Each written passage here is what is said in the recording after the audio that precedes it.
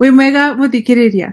Gũkũ gwa channel ya biology twaragia ũhoro wa tũnyamũ tũnini twĩ muoyo tũrĩa tũtaũragwo microbes, no nĩ ta kuga virus, bacteria, archaea, fungi na tũnyamũ twĩtagwo protists. Tũkoretwo tũgĩthondeka gĩbindi gĩtagwo Taũkĩrwo hamwe na gĩkundi gĩtagwo Ũgĩ Media kũu Kenya.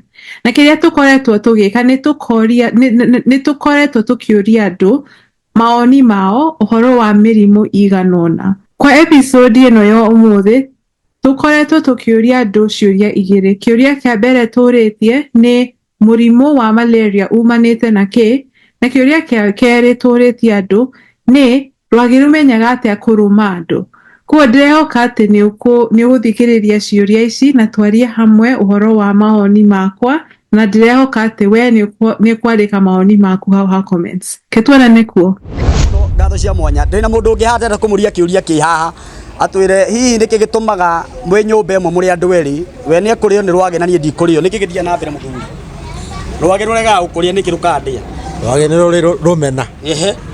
Rũmena atĩa? No rũndũ rũrĩa ũguo ruone sura yakwa nĩ batiĩ kũrĩo ta nĩ ta ĩndĩ. Nĩ ta ĩrĩtwo.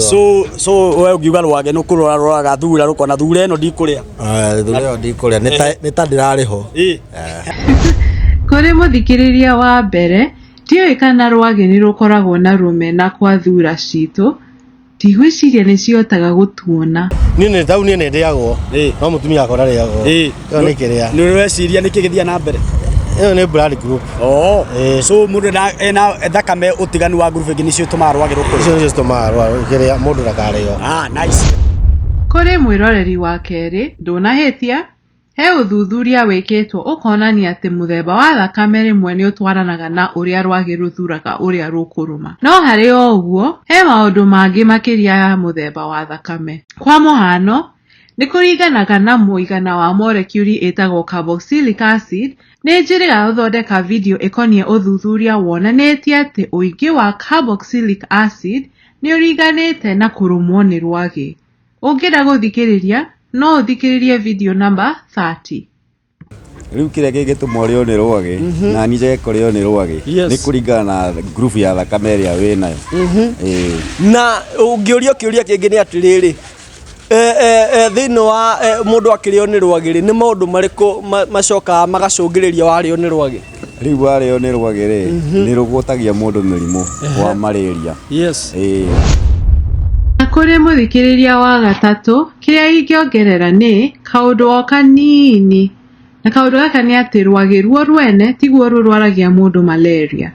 Kĩrĩa rwagĩ rũbataraga kuma kwĩ mũndũ no thakame tu nĩguo ruone gĩa kũhe matumbĩ marĩo protein.